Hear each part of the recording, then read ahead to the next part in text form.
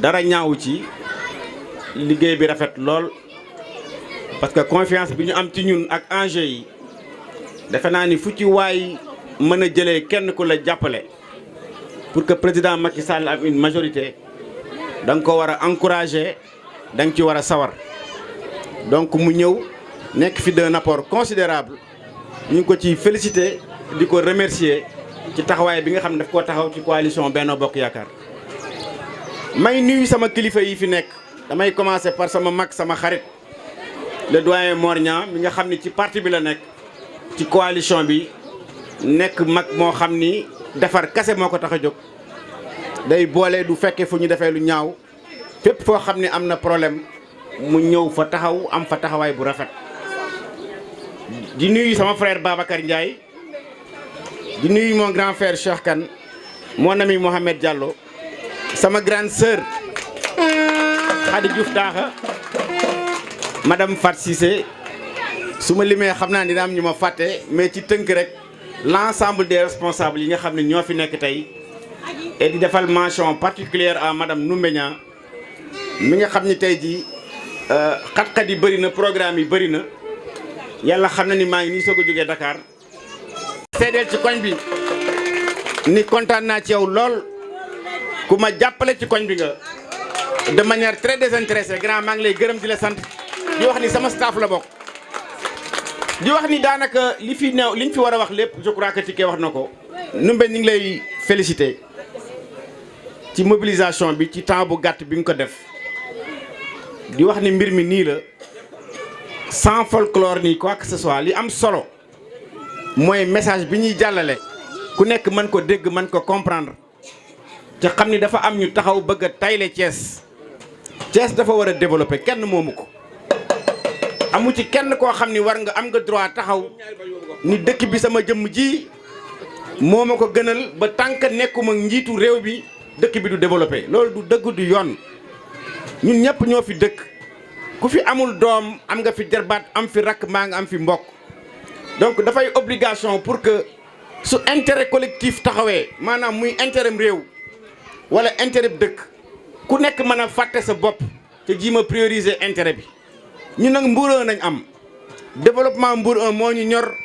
bu ñu génnee Mbour 1 dugg Thiès bu Thiès jeexee ñu soog wax développement Sénégal parce que ku ci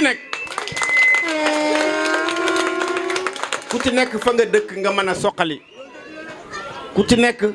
fan la liggéeyloo nga am fay mbokk juddoo fa yaroo fa màggee fa ba bu lépp jeexee nga war fa daagu fa nga war a bayee sa waar mu commencé foofu nga soog a jëm ci réew mi. donc waa Mbour 1 di leen ñaaxaat encore di wax ni Ndoumbé mii dafa jël yaakaaram teg ko ci yéen parce que centre bii nga xam ni fa nañuy voté. ku nekk xam ni fukki bureau la woon dem na ba fukki bureau ak juróom élection yi 15 bureau la mu nekk donc centre bi nga xam ni daanaka moo gën a important ci Thiès Ouest enjeu yi bëri lool kon nag mobilisation bi rafet na mais ñaan ni mu rafetee nii su le 30 jotee fu nit dugg fu nit nekk ku fa am mbokk wala ku ko xam na nga fa dugg génne ko encadré ko organiser ko mu dem vote ji Ndoumbé le 30 man maa lay toggal añ fii képp koo xam ni war na mën a vote si woo ko sa kër ngeen añ seen añ bu neex naan seen ataaya sol lu rafet dem vote ji ci jàmm ak salaam ak foogree ba bu ci ngoon ngeen jox président Macky Sall ma ñu gërëm J'ai serré la main à Macky Sall. Macky m'a reçu lundi soir. Et je lui ai bien certifié que Mor Niang mee toog ak Demba Diouf sont en train de faire un travail remarquable à Thiès. Et Thiès a basculé du côté du président. Mu ne ma merci monsieur, je vous remercie infiniment. Ma ne ko lépp na entre Mor Niang la ak Demba Diouf. comme encore ndax nuyoo woon naa sànq ba wax ba pare di leen dalal bu baax Babacar.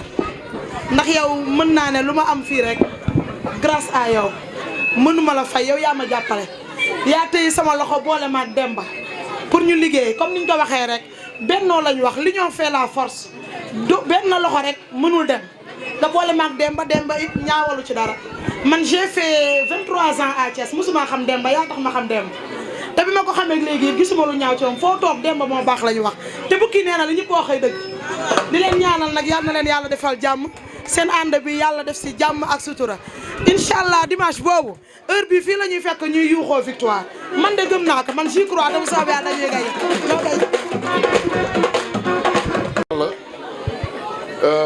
yàlla mi nga xam ne nii moo ñu may ñu mën a fekk fi tey mën a toog ba mën a organiser lii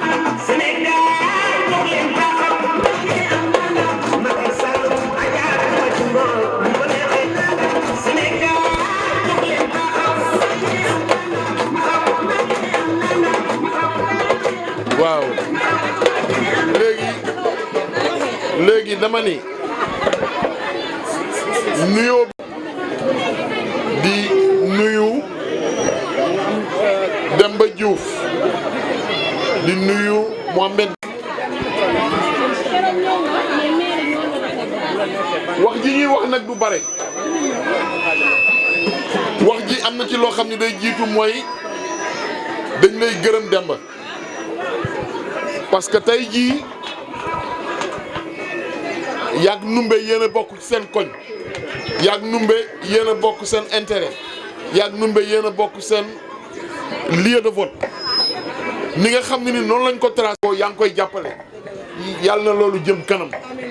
dañ lay ñaan dañuy fab loxo numbe teg ko sa loxo Demba tey jii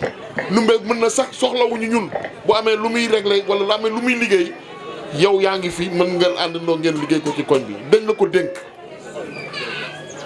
suñu problème ak moom mooy lan mooy massifier encore mooy tey am na benn nañu am yeneen fukk yu mel nii ci koñ bi yoo xam ne nii day yokk kër gi mooy Benno Bokk Yaakaar parce que lenn rek moo am mooy Macky Sall ñun ñooy doole Macky Sall mooy président mais ñun ñooy dooleem ñun bu ñu nasaxee Macky nasax buñ ko doolelee buñ ko jàppalee na Macky dem sa Macky lim ñu won fii lim ñu won kenn mësuñu ko won lim ñu tracé fii ak 2035 amul président buñ ko mën a tracé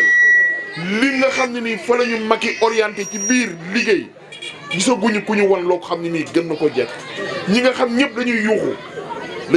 pour téye ndiggu Macky pour Macky bañ a dem mais Macky ñun ñooy dooleem ngir yàlla ak jëmm yonent bi nañ jàppale Macky mën ñoo jàppale parce que ñun lañ koy jox moom la ñuy delloo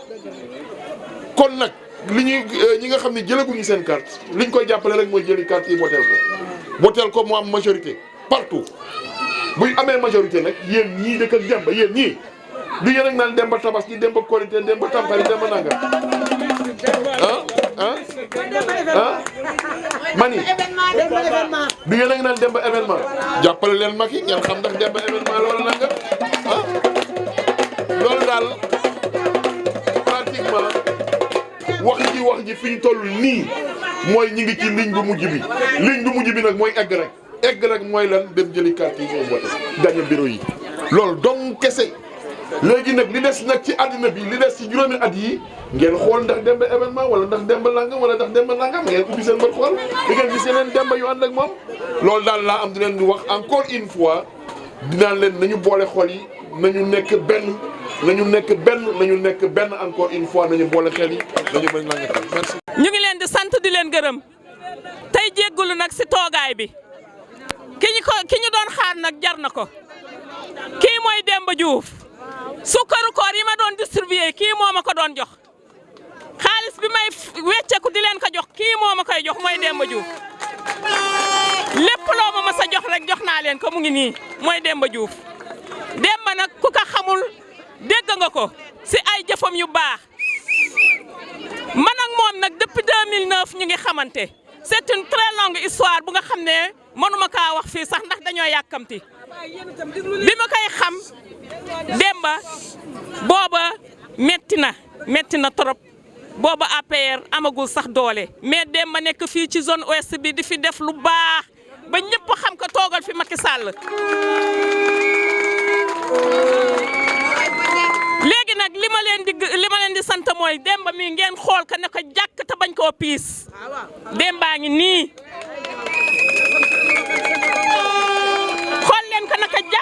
bañ koo piis mooy suñum Demba moo fi indi suukaru koor yi moo fi indi nagu tam xarit yi moo fi indi lu ne moo ko fi indi nga fekk fi nag sa benn càmmeñ bu nekk fii AFP di Alioune Sarr mu ngi topp nag ci say tànk ñu beral la ko Demba ñëw na wax na loolu moom la lañ doon xaar ñëw na Demba ñëw na Demba yow lañ doon xaar ñëw na Demba ñëw na ku ci bëgg Demba tàccul sa loxo ana loxo yi daje ana loxo yi yaa bëgg Macky Sall yaa bëgg sa koñ mu ana Demba lañ doon xaar ñëw na ay ju fañu ko baay waaw ñëwal Aliou mbasa sunu lan doon gunge di jàpp te lan doon jàpp gisunu lanu jàpp kon am nanu sañ-sañ ndax kenn takkunu kenn moomunu nu gàdduwaay ànd ak sunu laxasaay ak sunuy nit ñëw teg ko sa loxo looloo tax nu ñëwaat tey góola fii si koñ bi Demba dama ni lu tax nu toogoon ay diir waxunu dama ni mbooloo bu nu jëlee sa kàddu dénk la ko te boo demee soo ñëwee doo xam loo indi te boo ñëwee doo joxoñ ni lii carrément maa ko fi def loolu da ngay ñëw toog balaa nu laa tuumaal looloo taxoon nu toog waaye ba nga nu woowaatee ñeme nanu di la wax ni lii Mbour 1 la kenn raxunu Mbour 1 nag sunu feebar xam nga ko lampe bii dañ koo luye benn lampe takku fi koñ bi gën a lëndëm si quartier bi gën a lëndëm si quartier yi quartier Mbour 1 si la bokk dama lay wax ni quartier bi gën a jar war gaag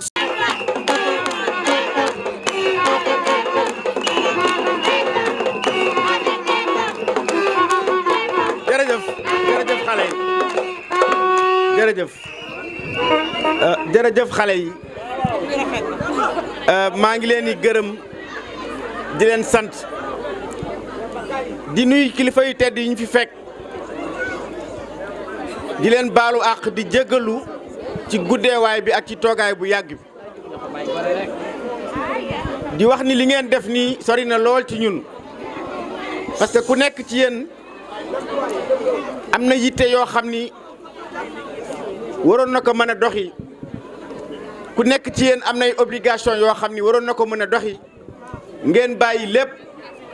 toog fi def mobilisation bu rafet bii di ñu xaar ci ngoon ba léegi ca guddi na ku nekk xam ni il est pratiquement 21h ngeen toog kenn bougé wul vraiment ñu ngi leen ci gërëm di leen sant di leen ci remercier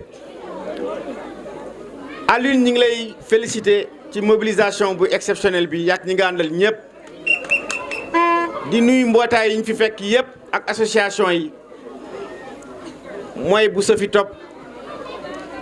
mooy bu Fat Ndiaye Senghor Khady Ndiaye donc mooy bu Fat Cissé mooy ñëpp ñoo xam ni daanaka ak bu Serigne Gueye daayira bi yéen ñëpp ñu ngi leen di gërëm di leen sant di wax comme niñ ko waxee léegi rek dafa am sànq ku ne Demba dafa bëgg Demba yu bëri am fi mais Demba dafa bëgg ñu bëri raw fi Demba bii bëgguma ay Demba am fi de ñu raw Demba laa bëgg parce que loolu mooy suñu sakk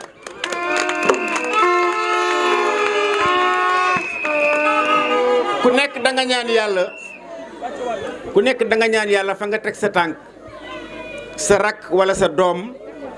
wala sa jarbaat teg fa tànkam wala mu teg fu ko raw te jàpp naa ne ñu nekk ci koñ bi yëpp ku ci nekkul suñu doom suñu jarbaat la suñu rakk la kon nag yéene ji benn la parce que dëkk bu xasee am mbokk taxaw te lépp loo xam ne nit nekk na ko fi rek damaa yaakaar ni yokkute koñ bi la donc loolu mooy sama mëbët te pour loolu aussi dañu war a commencer par joxe exemple parce que su la yàlla nattoo xaj na nga nekk responsable ci benn bërëb ni ma ko waxee sànq ci cité Ousmane Ngom nguur gi dul nguur yàlla rek mooy jeex ca lépp ci nettali lay mujjee donc il faut que souvenir yi ak nettali gi ñu koy rafetal loolu moo tax ñu laxasaayu ànd ak suñu doom yi ak suñu jarbaat yi ak suñu rakk yi jiima takku nag liggéey suñu koñ parce que kenn duñu ko defaral ku dul ñun ñii li ci am solo nag nit ñi wax nañ ko fii maman bi wax sànq ni dañuy lebal nangu naa leb gi waaye dinaa góorgóorlu ba même buñ ci tegee intérêt ma jiima góorgóorlu ba dépasser intérêt bi parce que li ngeen def amul fay nit ku la lebal joxoo ko garantie joxoo ko titre foncier signé woo engagement je crois que bu dee gor nga lam la lebal war ngaa góorgóorlu ba boo fayee su beneenee mu gën a sawar ci lebal gi donc dinañ góorgóorlu maire dégg nañ ko bu baax a baax lépp dina dellu ci koñ bi bu soobee yàlla. di wax nag affaire lamp yi c'est vrai que requête bu récurrente la maanaam requête la bu ñuy wax souvent mais di préciser rek ci acte 3 de la décentralisation dafa am lu ñu tuddee compétence transférée nguur moomatul di leeral mbedd ak di leeral jàngat tiire ci leçon su élection législative locale jotatee na ku nekk xam ni da nga war a voteel ku la mën a amal njariñ koo xam ni du tayle sa avenir koo xam ni du tayle donc kon nag mébét yi nañ aussi yi jëm ci maanaam li ñuy séddale ci parti bi wax dëgg yàlla li nga wax ni daba am na solo trop man mii di wax ak yow membre directoire APR la juróom nañu woon Thiès defe naa am na ci ku bàyyi am na ku ci bàyyi tey donc ñeent nañ li Thiès di rëy lépp ñeenti membre directoire nañ donc su ma la nee xaw ma liy décidé ci parti bi dama lay wax lu ma neex waaye nag foo gis pour que séddale bi maanaam mat da nga fay am répondant parce que loolu mooy gën a yomb ci man mënu ma woon a yenu ay piis ak ay t-shirt taxaw fii ci bayal bi ni kaay leen ma séddale leen ko mais su ma amoon benn intermédiaire boo xam ne bu loolu amee mun naa ko woon ni ko listel ma ña fa nekk nga wax ma ñaata nañ wax ma ñi war a mun a am mu nekk sama intermédiaire je crois que problème bi doon na gën a simple te yaakaar naa ni am naa ko tey et solennellement jël naa engagement lu fi xawati ci parti bi wala ci leneen la ngeen ca war a am bu doon tarafetal ay ni aussi di ngeen ko ca am loolu moom maa jël engagement boobu. Mbour 1 kase moo ñu soxal Mbour 1 kase moo ñu intéressé.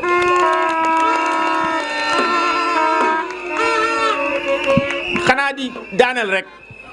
ginnaaw bi ma gërëmee sama mag yi fi nekk yëpp yëg nañ kaamil bi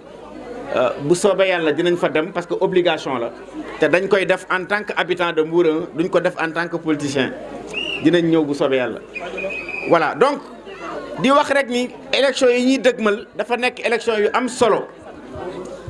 parce que dafa am ñoo xam ni dañoo bëgg a taxaw bloqué maanaam fonctionnement réew mi. am na ñu doon ñaxtu di wax ay problème mu carte d'identité ba démb gis ngeen marche bi am Dakar et tout ça ku nekk xam nga ni président de la République bind na conseil constitutionnel pour que ku sa carte génnul nga mën a jël sa récépissé wala sa passeport wala sa carte d'identité dem vote ji je crois que ku bëgg lu leer ak jàmm loolu mën na ko wees ba tax na màgget yi jógoon démb Dakar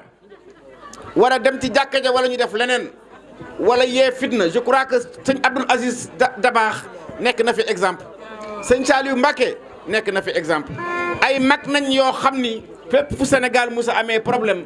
jóg nañ wane ni màgget day am sagesse cëru mag du taal fitna ci dëkk cëru mag mooy seet fu am taal am nga fay ko donc mag ñi jógoon démb bëgg a tas Sénégal di wax ay waxi carte d'identité ay yooyu na génn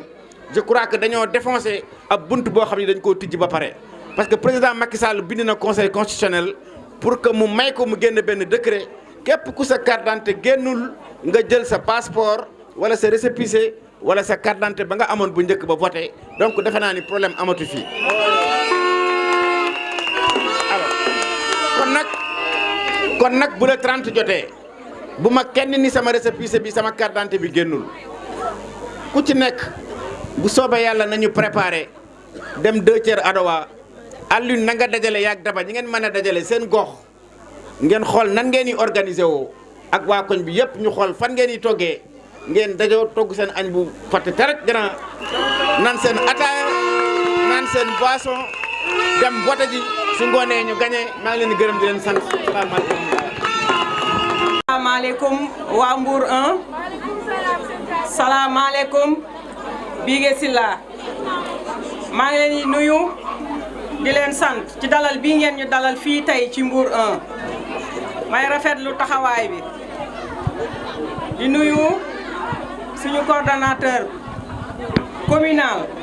fii ci zone ouest aussi muy le professeur Demba Diouf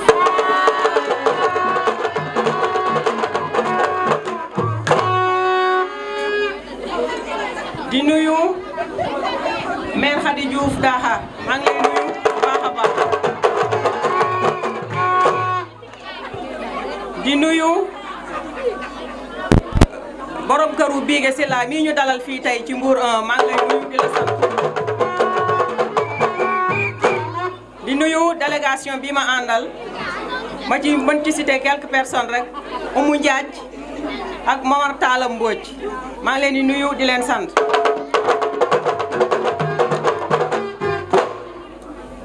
waaye yéen waa Mbour 1 yaakaar naa ne yéen da ngeen a am li Thiès yëpp soxla maanaam mooy lan yàlla da leen a booleeg nit ku mel ni professeur Demba Diouf mu am pas-pas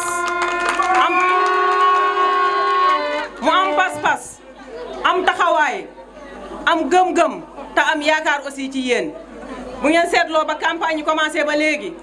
Demba génnul dem fenn dafa ne booy wàlli yaan dafa fekk fa nga dëkk moo neexul kon yaakaar naa ne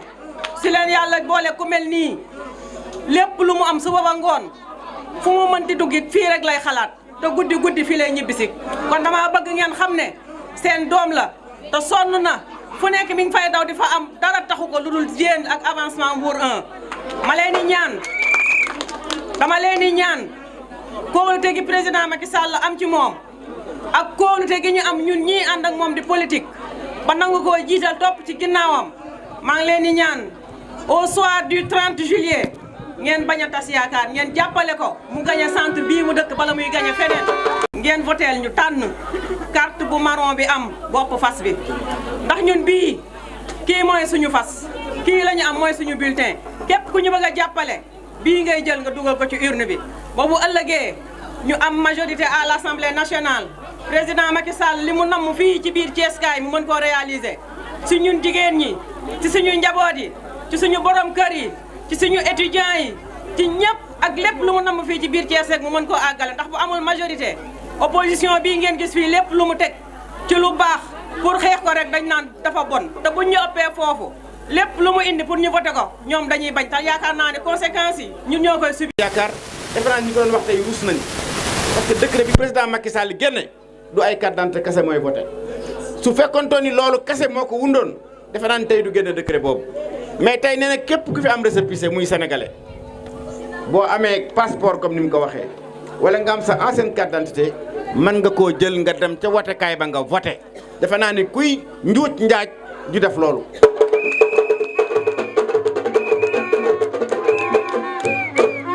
di ko ci gërëm lool aussi parce que loolu siggil nañu lool te dafay tax ñi nga xam ne amuñu argument bu ñu nelawee ba élection jot ñu yow mbaa ñu tukki ba élection jot ñu jël dagg billet ñëw di wër Sénégal di jaale rek parce que duñ dem dëj duñ dem ngénte ku am problème du leen gis nekkoo fi loolu jaay ay cantine ak di defar ay rond-point yu yeggul ñooñu defe naa ni tey jii loolu kese mooy seen argument mais tey bu fekkontoo ni loolu moo ne woon li ñu laxasaay je crois que amatuñu argument Thiès nag ñun ñëpp ñoo ko bokk kenn moomul Thiès ñun ñëpp fi nañ juddoo fi nañ yaroo duñu nangu kenn ku tayle suñu dëkk souvent dañuy wax Thiès refuse le développement Thiès ne refuse pas le développement dafa am ñu fi taxaw ni Thiès fekk nekkuma nguur nekkuma njiitu réew mi Thiès du développé loolu moo dul dëgg du yoon Senghor nekk na fi maire Jean Collin nekk na fi maire Ousmane Ngom nekk na fi maire les plus éminents hommes du Sénégal ont été maires de Thiès taxuñu ñu bloqué dëkk bi nañu gore suñu mag ji fi nekkoon ak suñu bàyyi buñ ñu gën a gore am na ñu fi nekkoon xarañ fi lool def ci dëkk bi liñ fi war a def bay fi seen waar te mosu ñoo nekk président de la république nguur nag yàlla moo koy joxe kum ka jox da nga koy jàppale Macky Sall bërigo la ci mbartal ku ko bu ma mu dem ku ko bu ma xolul mu dem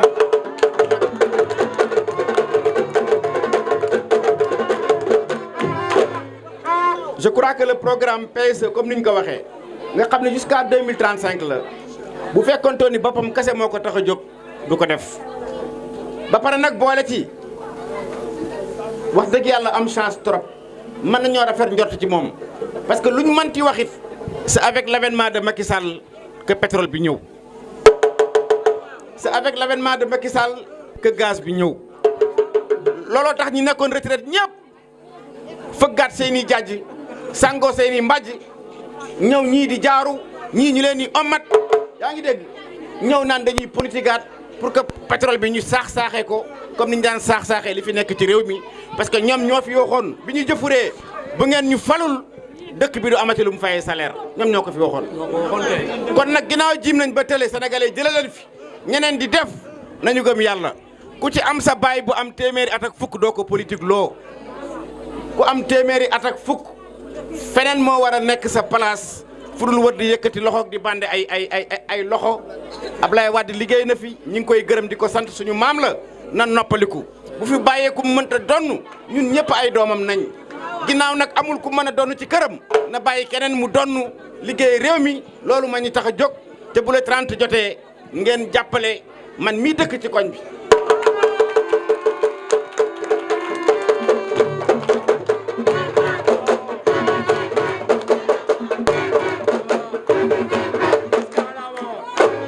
waaw du suñu métier su liggéey jotee dañuy liggéey su politique jotee ñu engagé wu ngir askan bi rajo bi nag rajo yi bëri na nit ñaa ngi ci di mbel-mbeli kase parce que politique kase mooy seen liggéey politique nag du métier xale yi da ngeen a war a góorgóorlu kontaan naa loon ci yéen ñii dañuy am métier ñii am njàng parce que politique du métier parce que loolu kase mooy indi politicien boo fi jox dara mu jël lépp def ci poosam waaye ku am métier am lu mu yor mbaa am lu mu jàng xam ni poste bii ñu ko fi teg ay moroomu gorom ñoo fi nekkoon bu weesoo ñeneen ñoo fi war a ñëw te xam na ni am na lu koy xaar am na liggéey soo ko joxee lam ciy liggéey bu weesoo dina ko fa jox dina ko defar ci anam yi mu gën a rafetee delloo ko ci anam yi mu gën a rafetee dellu fa mu nekkoon di liggéey kon nag réew mee ñu tax a jóg dëkk bee ñu tax a jóg koñ bi moo ñu tax a jóg ginnaaw nag loolu ñu tax a jóg ñu bëgg ngeen jàppale ñu pour ñu mën leen a jàppale parce que luñ fi mënti indi président Macky Sall moo ñu ko jox et pour que loolu law il faut que ñu am majorité à l'Assemblée parce que borom kër baat kese la am ci këram président man li nga xam ni moom la ma bër ci Sénégal ñu mën koy eggale dëkk bi naat réew mi naat koñ bi naat maa ngi leen di gërëm di leen sant asalaamaaleykum.